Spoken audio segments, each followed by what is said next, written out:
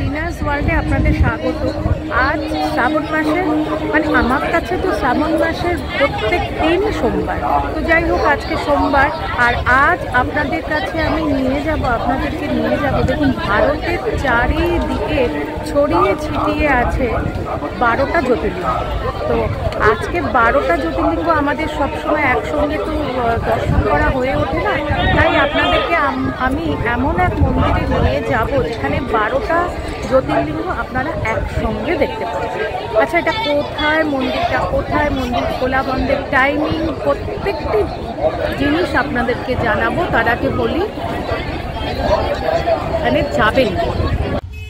Bidhannagar station থেকে আহিরিটলা ঘাট পর্যন্ত অটো পাওয়া যায়।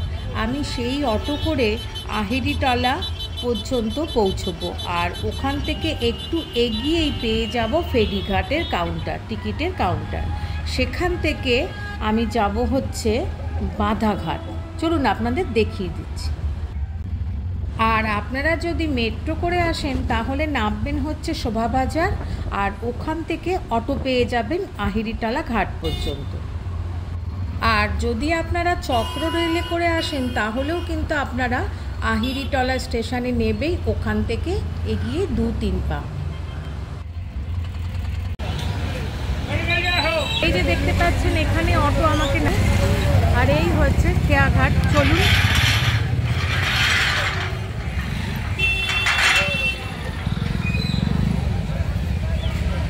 দেখুন কি সুন্দর লাইটিংয়ের গেট লাগিয়েছে, যেহেতু শ্রাবণ মাস। আর এই রাস্তা ধরে একটু এগিয়ে গেলেই কিন্তু আপনারা পেয়ে যাবেন ভূতনাথ বাবার দর্শন। প্রসাদ নিয়ে বসেছে।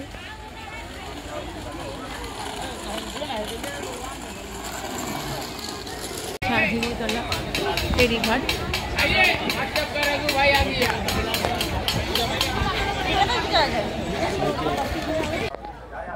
টিকিট কাউন্টার থেকে টিকিট কেটে ওখানে দেখিয়েছি এবং টিকিটের মূল্য নিল 8 টাকা। চলুন তাহলে এবার যাওয়া যাক। এখান থেকে ফেরি করে আমি যাব হচ্ছে ওপারে বাধাঘাট। চলুন আপনাদের সম্পূর্ণ দেখাবো।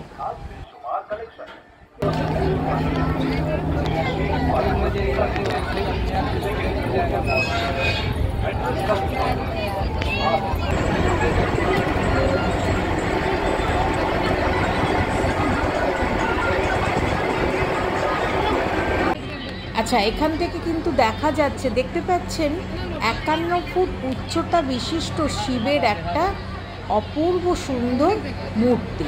আর আজকের গন্তব্য ওই মন্দিরে।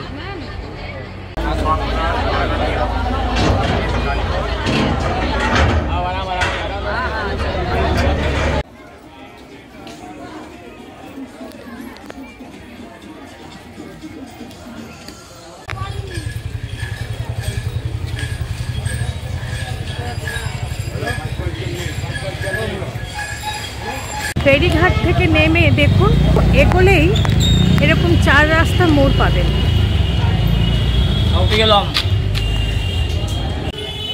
এই যে 4 রাস্তা মোড় দেখতেই পাচ্ছেন, 4টে রাস্তা। এই 4 রাস্তা মোড় থেকে আমি যাব হচ্ছে বাঁ দিকে। চলুন দেখিয়ে দিচ্ছি। ফেরিঘাট থেকে মিনিট 7-8 হাঁটার পরে দেখতে পাচ্ছেন একদম মন্দিরের সামনে প্রচুর ভিড়।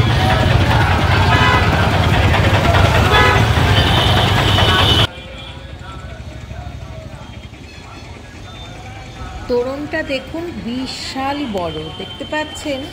আর এখানে টাইমিং লেখা আছে সকাল 5টা থেকে 12টা আর বিকেল 4টে থেকে 9টা।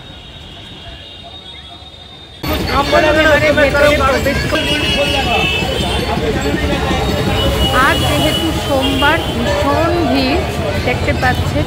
আর এই যে ঢুকেই যে প্যাসেজটা আছে, এই প্যাসেজের দুপাশে দেখুন খুব সুন্দর রেলিং দিয়ে দেওয়া, আর গাছগাছালি ভর্তি, খুব সুন্দর লাগছে। আর এখানে লাইটিংও করা হয়েছে, দেখতে পাচ্ছেন।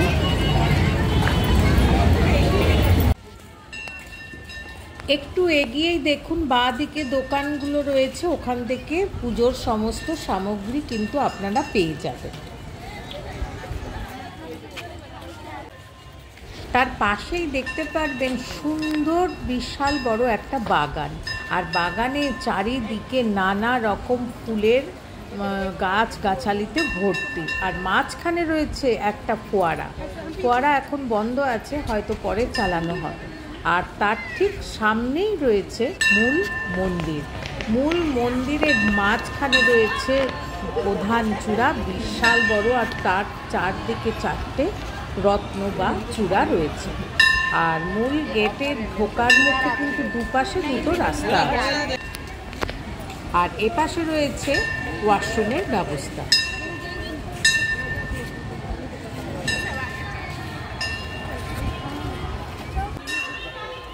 আচ্ছা, এখানে জুতো রাখার কোনো কাউন্টার নেই, সবাই সামনেই খুলেছে, আমিও খুললাম।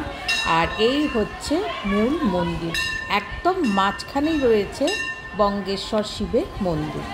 আর তার বাঁদিকে এবং ডান দিকেও অনেক মন্দির আছে, আপনাদেরকে দেখাবো।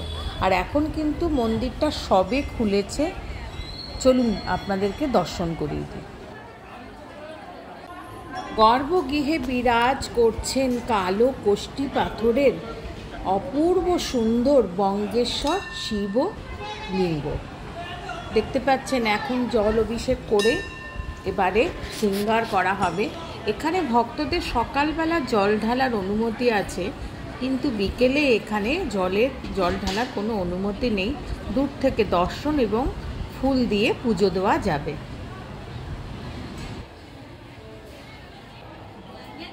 আর বিকেলে ভেতরে ঢোকারও কোনো অনুমতি নেই, দূর থেকে শুধু দর্শন করা যাবে।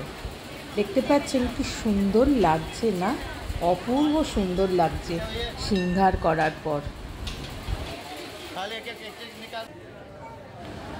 মূল গর্ভগৃহের বাঁ দিকের গর্ভগৃহে রয়েছে দেখুন অপূর্ব সুন্দর গণপতি বাপ্পার একটা সুন্দর বিগ্রহ, আর পেছনে রয়েছে মা পার্বতীর বিগ্রহ, অপূর্ব সুন্দর। আর ডান দিকের গর্ভগৃহ এখন কাজ চলছে, তাই জন্য দর্শন বন্ধ। দেখতে পাচ্ছেন?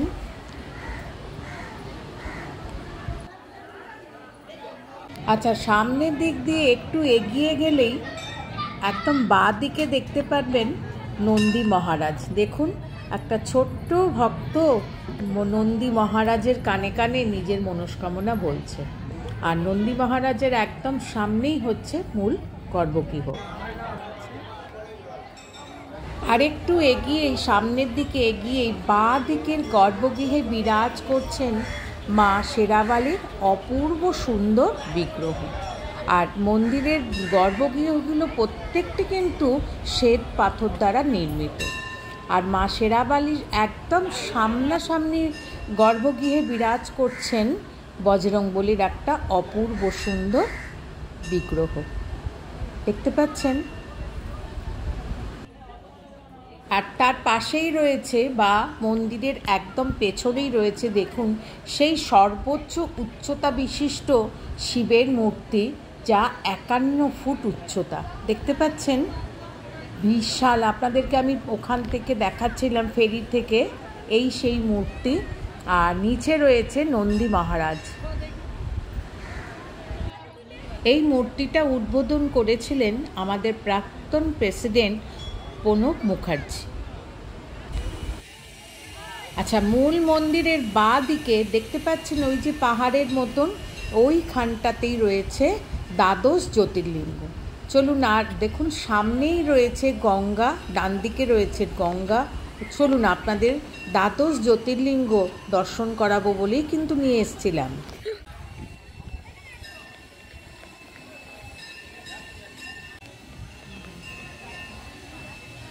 দ্বাদশ জ্যোতির্লিঙ্গর এই যে প্রবেশদ্বারটা দেখুন, একটা পাহাড়ের মতন করা হয়েছে, খুব সুন্দর লাগছে না? আর একদম ওপরে রয়েছে মহাদেবের একটা সুন্দর বিগ্রহ, আরও অনেকের বিগ্রহ রয়েছে। আর মূল গর্ভগৃহে মানে ঢোকার মুখেই রয়েছে মা গঙ্গার একটা সুন্দর বিগ্রহ। আর প্রবেশের দুপাশে দুটো প্রবেশদ্বার আছে। চলুন। যেন মনে হচ্ছে আমার মনে হচ্ছে যেন পাহাড়ের তলা দিয়ে, মানে একদম সুড়ঙ্গের মাঝখান দিয়ে আমরা প্রবেশ করছি। দেখছেন, এই সেই দ্বাদশ জ্যোতির্লিঙ্গর কথা আপনাদেরকে বলছিলাম। এই যে সেই দ্বাদশ জ্যোতির্লিঙ্গ, এই দেখুন ঘৃষ্ণেশ্বর। এছাড়া প্রত্যেকটি জ্যোতির্লিঙ্গ, আমাদের ভারতের 12টা জ্যোতির্লিঙ্গর প্রত্যেকটি মন্দিরের ইপ্লিকা এখানে রয়েছে। দেখতে পাচ্ছেন যে দ্বাদশ জ্যোতির্লিঙ্গ দেখানোর জন্য আপনাদেরকে এখানে নিয়ে এসেছিলাম। দেখতে পাই দ্বাদশ জ্যোতির্লিঙ্গ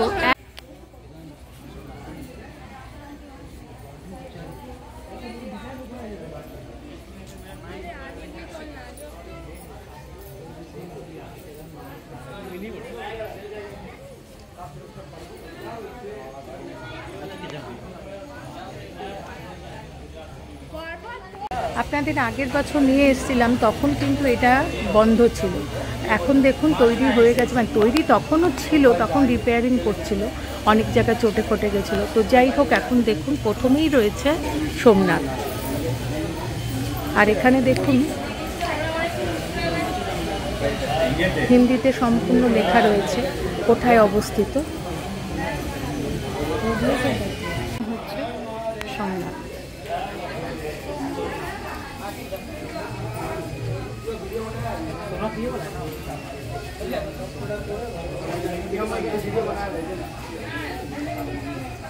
রয়েছে মহাকালেশ্বর।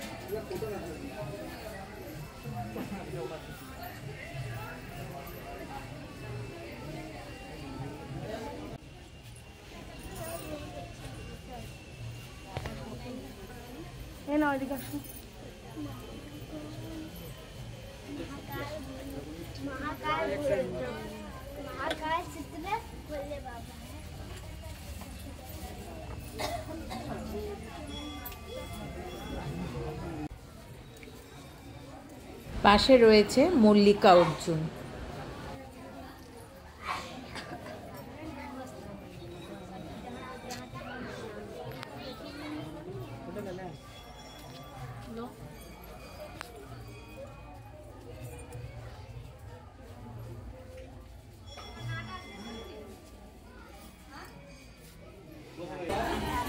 তার পাশে রয়েছে কেদারনাথ।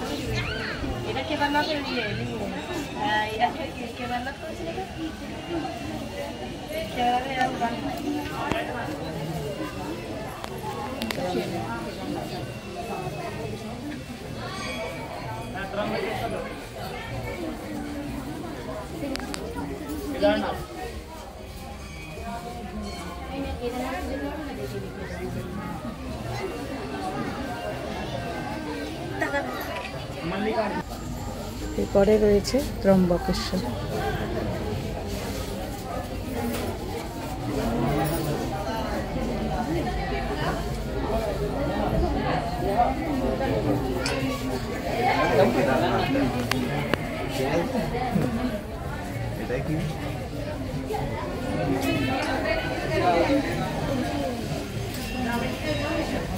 পরে বৈদ্যনাথ।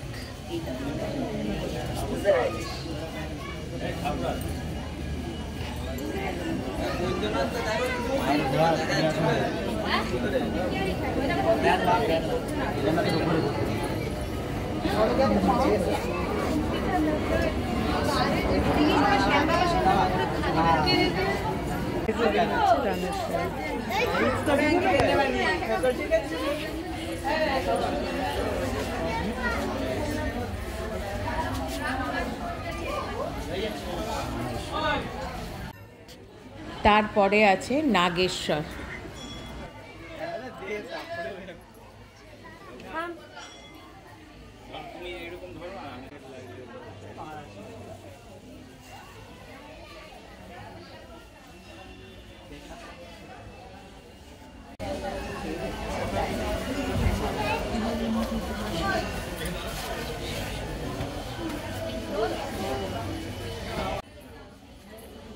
তার পাশে আছে ভীমা শঙ্কর।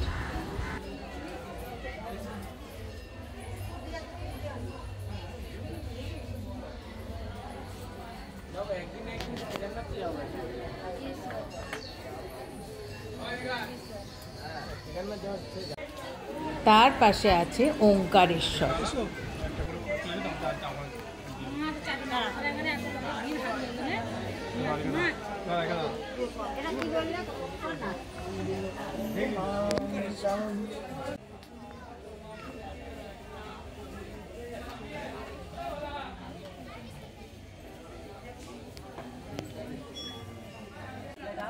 তার পাশে আছে বাবা বিশ্বনাথ।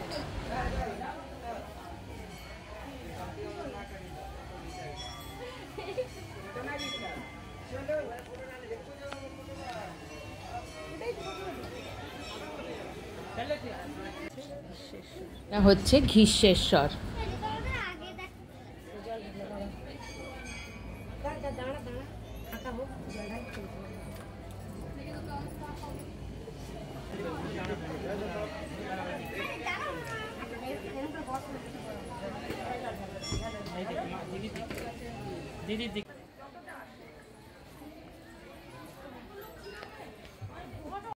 দেখতেই পেলেন দ্বাদশ জ্যোতির্লিঙ্গ, প্রত্যেকটি জ্যোতির্লিঙ্গ একসঙ্গে রয়েছে, কিন্তু এখানে একটাই এই যে অনেকেই হিন্দিটা পড়তে পারছে না, একটু বাংলা লেখা থাকলে বেশি ভালো হতো।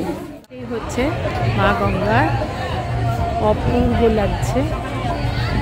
আর এই যে এখান থেকে বেরিয়েই হচ্ছে,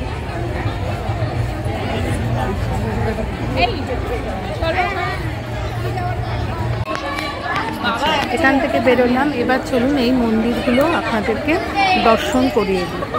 চলুন একে একে। আচ্ছা, ওখান থেকে বেরিয়ে এসেই প্রথমেই রয়েছে গর্ভগৃহে বিরাজ করছেন দাদিমা। অপূর্ব সুন্দর বিগ্রহ। আপনাদের প্রথমেই বললাম প্রত্যেকটি মন্দির কিন্তু পাথরের তৈরি।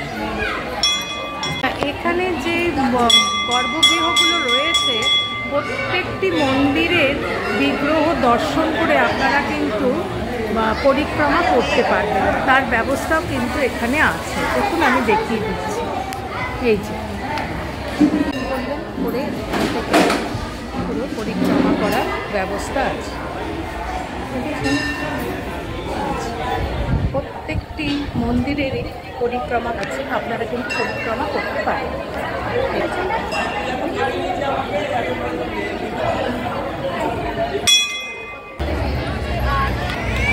এই ছিল আমার আজকে দ্বাদশ জ্যোতির্লিঙ্গ দর্শন আর বিশিষ্ট শিবমূর্তি। কেমন লাগলো আপনাদের প্রতি অবশ্যই আমাকে জানাবেন। লাইক, শেয়ার আর সাবস্ক্রাইব করুন। Thanks for your time.